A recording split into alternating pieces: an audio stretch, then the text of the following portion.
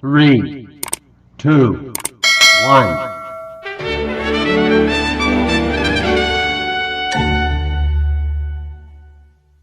Chapter 1063 sudah keluar, Leo.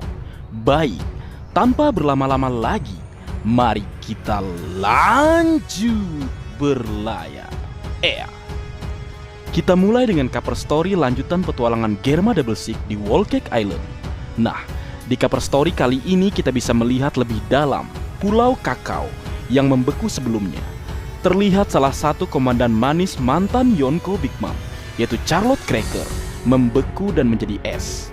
Di sampingnya ada Charlotte Brule yang menangis sambil terbayangkan adiknya, yaitu Charlotte Pudding, yang nampaknya telah dibawa pergi atau diculik. Untuk tersangkanya, secara pribadi aku menduga itu adalah Aokiji alias Kuzan, yang mana alasannya karena pulau yang membeku. Siapa lagi yang bisa melakukannya selain dia? Sekelas Komandan Yonko dibuat tak berdaya, seperti yang pernah dia lakukan pada Daimon Zos. Dan hilangnya Puding serta kaitannya perburuan One Piece oleh Kurohige, ini juga menambah alasan kuat jika Kuzan memang dikirim ke Wallcake Island untuk tugas tersebut. Bagaimana menurutmu, Leo? Masuk ke cerita. Melanjutkan chapter sebelumnya, Luffy, Chopper, dan Bonnie terlihat kekenyangan dan menjadi gemuk karena banyak memakan makanan yang diciptakan alat canggih milik Dr. Vegapunk. Trio konyol terbentuk. Jinbe ada di sana juga dan sedang berbicara dengan salah satu Vegapunk yang dikonfirmasi Oda Sensei dengan nomor 05. Sebelumnya dibuat nomor 06 dan ini banyak membuat kerancuan. Dia memperkenalkan diri dengan nama Atlas, namun tulisan di bajunya Punk 06. Padahal dalam penjelasan CP0, Atlas itu adalah Vegapunk dengan seri Punk 05. Selain itu, hal lain yang dikonfirmasi oleh Oda Sensei adalah Seraphim Kuma, yang sebelumnya warna rambutnya berwarna hitam, namun kini berwarna putih. Berlanjut, terjadi perbincangan antara Jinbe dan Atlas Punk 05. Di sana kita juga bisa melihat sebuah robot anjing yang sedang memakan sampah dari trio konyol. Nampaknya si anjing ini bertugas sebagai pembersih sampah ya, Leo. Kemudian setelah itu, Vegapunk Atlas Punk 05 pergi meninggalkan Luffy, Jinbe, Bonnie, dan Chopper. Luffy dan Atlas saling melambaikan tangan, dan kita bisa melihat tubuh Luffy kembali langsing setelah sebelumnya menjadi obesitas. Kemudian setelah itu, petualangan Luffy, Jinbe, Bonnie, dan Chopper berlanjut.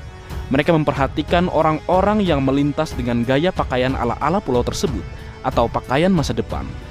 Dan setelahnya, Luffy mendapatkan pakaian yang terlihat futuristik ala Oda Sensei dengan sepatu unik dan baju seperti duster bertuliskan SSG, lengkap dengan pelindung telinga dengan antena dan juga sarung tangannya. Cukup unik sih baju Luffy kali ini. Luffy menunjukkan tempat di mana dia mendapatkannya. Ada sebuah tempat dengan tulisan Passion. Dan setelah itu, Jewelry Bonnie muncul dengan setelan ala-ala Astro Boy, Leo. Yah, dengan sedikit anu. Ada tulisan VP di dadanya, sepertinya singkatan dari Vegapunk. Lalu ada Chopper dengan setelan futuristiknya juga. Sementara Jinbe malah dengan baju ala Hawaii atau pantai. Tapi semuanya dengan penutup telinga dan dengan antena. Berlanjut, Kapten tercinta kita, Monkey D. Luffy, memantau situasi dari atas sebuah bangunan sambil menikmati sepotong pizza. Luffy merasakan adanya suatu ancaman dan setelah itu kita bisa melihat sesosok polisi dari pulau tersebut dengan tubuh pacifista Bartolomeu Kuma. Sosok pacifista polisi pulau tersebut menemukan keberadaan Luffy, Jinbe, Bonnie, dan Chopper seperti yang ia lakukan pada Luffy saat kejadian di Pulau Sabaudi setelah masa time skip. Berlanjut, laser tiruan milik Kizaru keluar dari mulutnya dan menyerang Luffy dan kawan-kawan. Ledakan besar terjadi, namun mereka masih dapat selamat. Luffy dan Jinbe sudah bersiap dengan kuda-kuda masing-masing sambil menghindari efek ledakan. Sementara Jewelry Bonnie terkejut melihat sosok yang menyerang mereka, karena sosok pacifista polisi tersebut adalah sosok dengan perwujudan ayahnya, yaitu Bartolomeu Kuma. Kapten tercinta kita, Monkey D. Luffy, dan pacifista tersebut mencoba saling menyerang. Satu dengan laser dari telapak tangannya, dan satu dengan tinju raksasanya. Namun sebelum saling berbenturan atau Luffy berhasil menyerang pacifista polisi tersebut, Jewelry Bonnie melancarkan tendangan telak kepada Bakasencho dan membuat keduanya sama-sama terjatuh dan terhempas. Sinar laser pacifista polisi meledak, namun keduanya masih selamat. Dan saat pacifista polisi tersebut mencoba mengeluarkan laser dan mengarahkannya pada Jewelry Bone, Bone hanya bisa menatapnya dengan linangan air mata. Dia hanya terdiam, bersimpuh tak melakukan apapun. Luffy, Chopper, dan Jinbe memintanya pergi atau menghindar sambil berteriak. Namun kembali, Jewelry Bone hanya terdiam dengan teriakan dan linangan air mata.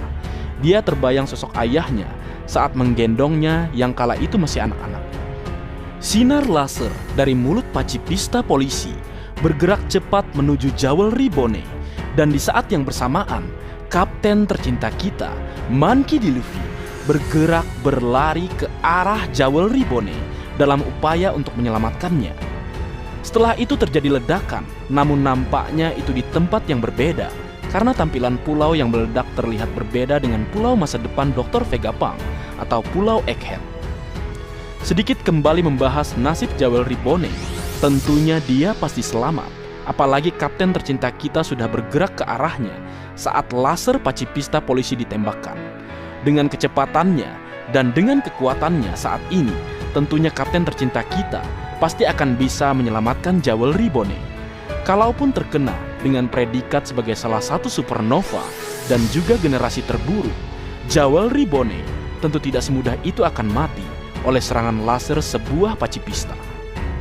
Kemudian berlanjut dan berpindah ke suatu tempat di lautan dunia One Piece. Terjadi ledakan dan menciptakan cipratan air yang besar. Di dekatnya ada sebuah rakit yang tidak asing bagi kita. Itu adalah kapal bajak laut milik Yonko tergelap, Kurohige, alias Marshal Detach. Kita juga bisa melihat sebuah kapal selam, kapal selam Polar Tank milik bajak laut Hati. Bajak laut Kurohige sedang menyergap Trafalgar di Waterloo bersama krunya di tengah laut. Kurohige membawa Zeus Burgess, Pan Augur, Doki, dan sang kuda Stronger. Semuanya memiliki kekuatan buah iblis. Doki dengan buah iblis Siku no Mi yang membuatnya dapat menginfeksi orang dengan sebuah penyakit. Siku adalah kata yang diucapkan dalam bahasa Jepang untuk sakit. Doki menggunakan kekuatannya untuk mengubah Lao menjadi wanita sesaat. Namun Lao menggunakan hakinya untuk mematahkan kekuatan penyakit milik Doki. Lao mengatakan bahwa haki yang kuat dapat membatalkan kekuatan buah iblis. Dia juga mengatakan bahwa dia belajar banyak dari pertempurannya melawan Kaido dan juga Big Mom.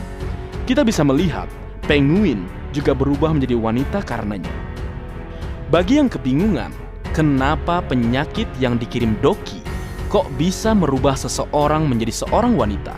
Ini informasi dari adikku yang bernama Ahmad Khairil Fitra. Doki menggunakan penyakit kejiwaan yang bernama gender dystopia, yaitu penyakit kejiwaan di mana si penderita tidak nyaman dengan gendernya sendiri.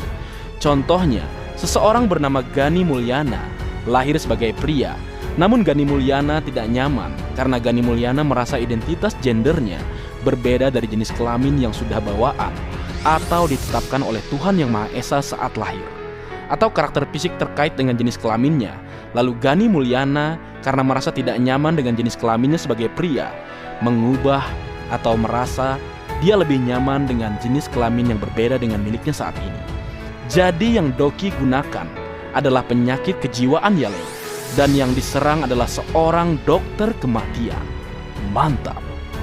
Berlanjut, Trafalgar di Waterloo bersama krunya melarikan diri ke pulau terdekat. Namun Van Augur menteleportasi Burgess terlebih dahulu ke tempat tersebut. Van Augur menggunakan kemampuan buah iblis Wafu Wafu no Mi yang bisa memindahkan orang atau teleportasi. Wafu adalah kata yang diucapkan orang Jepang untuk warp. Zeus Burgess tiba di hadapan Lao dan krunya. Kemudian Burgess mengangkat seluruh gunung dan melemparkannya ke arah mereka. Zeus Burgess dijelaskan memiliki kemampuan buah iblis Riki no Mi yang membuatnya memiliki kekuatan yang tidak normal. Apa kira-kira ya buah iblis milik Burgess ini? Dan akhirnya dia jadi Devil Fruit user juga ya Leo, setelah terakhir berjuang mendapatkan Mera Nomi di Dressrosa.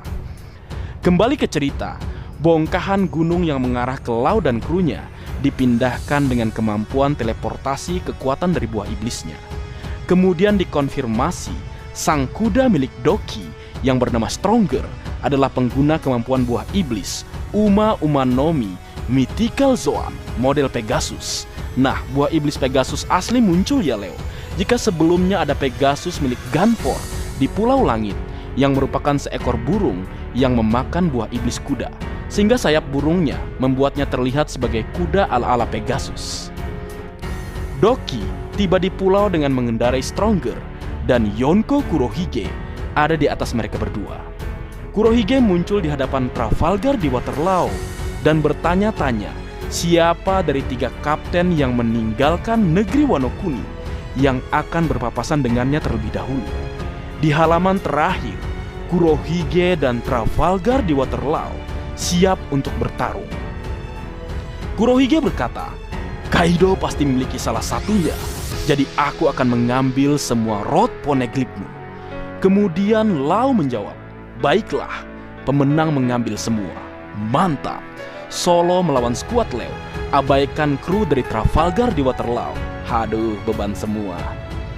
Bantuin apa coba? Semoga lah mereka akan mengejutkan kita semua di chapter selanjutnya dan turut serta membantu kapten mereka menghadapi Kapten Titans bajak laut Kurohige yang ada di TKP.